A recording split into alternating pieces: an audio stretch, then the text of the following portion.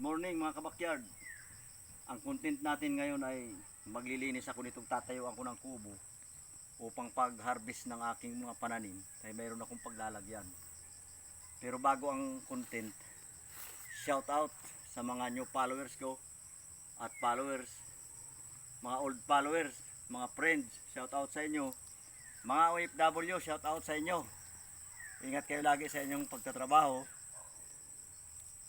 upang malibre kayo sa anumang uri ng aksidente. Ngayon, ito ang aking content. Gagamasin ko itong areang ito. Ayan, hanggang dito. Para malinis siya paggawa ko ng kubo. Pag harvest ko ng aking pinya na tanim, ay mayroon akong paglalagyan.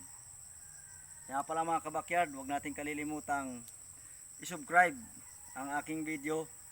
At kung may comment po kayo, paki-comment po sa comment section below. At paki-like and share ang aking video. At kung nagustuhan po ninyo, paki-share na rin po. Hanggang dito na lamang po ang aking video. At ito po ang inyong kabakyard, Manny Boy Royales sa Basula po. Subscribe to our YouTube channel. Salamat po. Pero po, itatabas ako para malinis itong taniman. Ayan, tatayuan ko ng kubo. Pero sa February pa naman po ako tatayo ng kubo rito. Dahil tagal pa ako mag-harvest.